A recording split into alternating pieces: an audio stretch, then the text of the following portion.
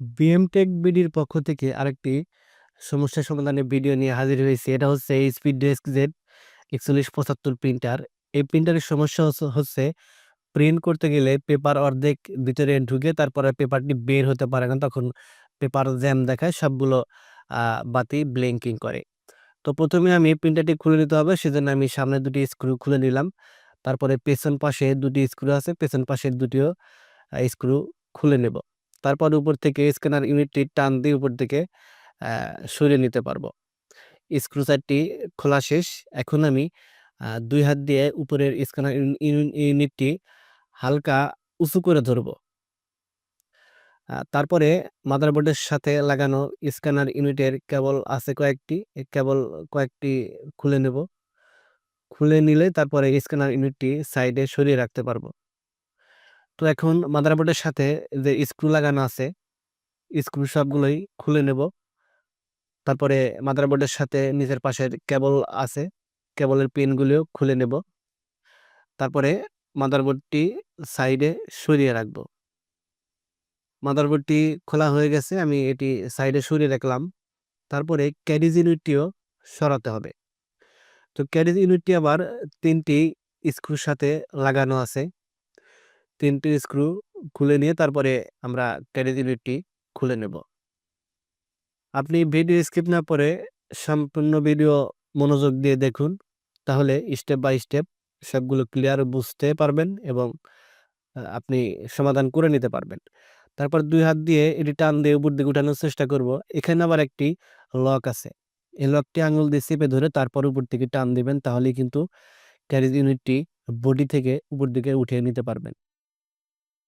তো আমি স্ক্যানার ইউনিটের ক্যারিজের ইউনিটটি সরিয়ে নিলাম। তারপর দেখুন এখানে কিন্তু কেবল টাই আছে। এই কেবল টাইয়ের জন্য কিন্তু পেপারটি পিন দিলে পেপার বের হতে পারছে না। অর্থাৎ আ রাস্তার মধ্যে এসে পেপারটি আটকে যেত, কাগজ আটকে যেত, বের হতে পারত না। তখনই পেপার জ্যাম দিত, সবগুলো বাতি ব্লিংকিং করত। এখানে কেবল টাই থাকতে পারে, আ ইঁদুরের বিষ্ঠা থাকতে পারে, কলম থাকতে পারে বা কাগজের ছেঁড়া অংশ এখানে থেকে যেতে পারে। বিভিন্ন কিছু যদি এখানে আটকা পড়ে থাকে তাহলে কিন্তু পেপার জ্যাম দেখাবে। সবগুলো বাতি জ্বলবে। পেপার টানতে গিয়েও টানতে পারবে না। তো কেবলটায় যেটি ছিল রাস্তার মধ্যে, যেটি আমাদের মূল সমস্যার কারণ ছিল কেবলটা, সেটি আমরা সরিয়ে নিয়েছি। তারপর এখানে ময়লা আছে। আমি একটু ময়লা পরিষ্কার করে নিচ্ছি। তারপরে পুনরায় আবার সেটআপ করে নিব। তারপর আমি ক্যারেজ ইউনিটটি যেভাবে খুলেছিলাম ঠিক সেভাবে আবার এখানে লকের সাথে মিলিয়ে বসিয়ে নিয়ে লাগিয়ে নেব। আপনি যদি এই প্রিন্টারের বিষয়ে নতুন হয়ে থাকেন, তাহলে প্রিন্টারটি খোলার আগে কোনটি কিভাবে লাগানো ছিল, কোনটি কিভাবে কানেকশন করা ছিল, এটা আপনি আপনার মোবাইল থেকে ছবি উঠিয়ে রাখবেন। তাহলে আপনি যখন পুনরায় আবার সেটআপ করতে যাবেন, তাহলে সেই মোবাইলে উঠানো ছবি দেখে, দেখে সেটআপ করতে পারবেন। তাহলে এলোমেলো হবে না বা ভুল হবে না, উল্টাপাল্টা হবে না। তাহলে কিন্তু সঠিকভাবে এটি আবার কানেকশন করে নিতে পারবেন। তো ক্যারেজ ইউনিটটি আ ২ পাশে সমান তালে বসিয়ে নিয়েছি। তারপরে স্ক্রু ৩ টি লাগিয়ে নিচ্ছি। তো আপনি যদি আমার ইউটিউব চ্যানেলে নতুন হয়ে থাকেন, তাহলে অবশ্যই চ্যানেলটি সাবস্ক্রাইব করে দিয়ে বেল আইকনটি অন করে দেবেন। তাহলে প্রিন্টারের সমস্যা নিয়ে ভিডিও আপলোড করা মাত্রই আপনার কাছে নোটিফিকেশন চলে যাবে। তো স্ক্রু ৩ টি লাগানো শেষ। এখন আমি মাদারবোর্ডটি এখানে বসিয়ে নিচ্ছি। আমি আপনাকে আবারও বলে দিচ্ছি, আপনি যদি প্রিন্টার সার্ভিসে নতুন হয়ে থাকেন, তাহলে আপনি অবশ্যই প্রিন্টারটি খোলার আগে, মাদারবোর্ডের কেবলগুলো খোলার আগে কোনটা কিভাবে লাগানো ছিল সেটি আ মোবাইল দিয়ে ছবি উঠিয়ে রাখবেন। পরে আবার সেটআপ করার সময় সেই মোবাইলের ছবি দেখে, দেখে কানেকশন করবেন। তাহলে উল্টাপাল্টা হবে না, ভুলভাল হবে না। তাহলে ১ম চান্সেই হয়তো আপনি সাকসেস হয়ে যাবেন। তো সবগুলো কেবল কানেকশন করার পরে এখন আমি এগুলো আবার স্ক্রু দিয়েও এই মাদারবোর্ডটি স্ক্রু দিয়ে লাগিয়ে নেব। তো মাদারবোর্ডটি আমি স্ক্রু দিয়ে এখন আ লাগিয়ে নিচ্ছি। হ্যাঁ, লাগানো শেষ। মাদারবোর্ড স্ক্রু আমি আগেই লাগিয়ে নিয়েছি। তারপরে আমি স্ক্যানার ইউনিটটি উপর দিকে এভাবে কাছে নিয়ে আসবো। মাদারবোর্ডের কেবলগুলোর কানেকশনের কাছে নিয়ে আসবো।